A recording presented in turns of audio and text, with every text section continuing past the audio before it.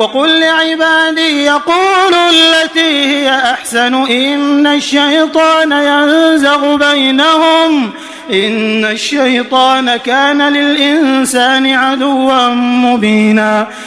میرے مومن بندوں سے کہہ دو کہ وہی بات کہا کریں جو بہترین ہو۔ در حقیقت شیطان لوگوں کے درمیان فساد ڈالتا ہے۔ شیطان یقینی طور پر انسان کا کھلا دشمن ہے۔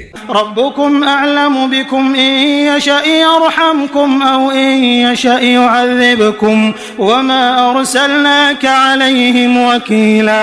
تمہارا پروردگار تمہیں خوب جانتا ہے، اگر وہ چاہے تو تم پر رحم فرما دے اور چاہے تو تمہیں عذاب دے دے، اور اے پیغمبر ہم نے تمہیں ان کی باتوں کا ذمہ دار بنا کر نہیں بھیجا ہے۔ ربك اعلم بمن في السماوات والارض ولقد فضلنا بعض النبيين على بعض وآتينا داود زبورا۔ اور تمہارا پروردگار ان سب کو جانتا ہے جو آسمانوں میں ہیں اور جو زمین میں ہیں، اور ہم نے کچھ نبیوں کو دوسرے نبیوں پر فضیلت دی ہے، اور ہم نے داؤد کو زبور عطا کی تھی۔ قل ادعوا الذين زعمتم من دونه فلا يملكون كشف الضر عنكم ولا تحويلا۔ جو لوگ اللہ کے علاوہ دوسرے معبودوں کو مانتے ہیں ان سے کہہ دو کہ جن کو تم نے اللہ کے سوا معبود سمجھ رکھا ہے انہیں پکار کر دیکھو، ہوگا یہ کہ نہ وہ تم سے کوئی تکلیف دور کر سکیں گے اور نہ اسے تبدیل کر سکیں گے۔ اولئک الذین یدعون یبتغون الی ربهم الوسیلۃ ایہم اقرب ویرجون رحمته ویخافون عذابه ان عذاب ربک کان محذورا۔ جن کو یہ لوگ پکارتے ہیں وہ تو خود اپنے پروردگار تک پہنچنے کا وسیلہ تلاش کرتے ہیں کہ ان میں سے کون اللہ کے زیادہ قریب ہو جائے، اور وہ اس کی رحمت کے امیدوار رہتے ہیں اور اس کے عذاب سے ڈرتے ہیں۔ یقیناً تمہارے رب کا عذاب ہے ہی ایسی چیز جس سے ڈرا جائے۔ ان من قرية إلا نحن مهلكوها قبل يوم القيامة أو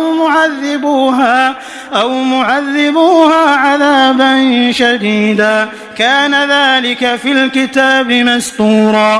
اور کوئی بستی ایسی نہیں ہے جسے ہم قیامت سے پہلے ہلاک نہ کریں یا اسے سخت عذاب نہ دیں، یہ بات تقدیر کی کتاب میں لکھی جا چکی ہے۔ وما منعنا ان نرسل بالآيات الا ان كذب بها الاولون وآتينا ثمود الناقة مبصرة فظلموا بها وما نرسل بالآيات الا تخويفا۔ اور ہم کو نشانیاں یعنی کفار کے مانگے ہوئے معجزات بھیجنے سے کسی اور چیز نے نہیں بلکہ اس بات نے روکا ہے کہ پچھلے لوگ ایسی نشانیوں کو جھٹلا چکے ہیں۔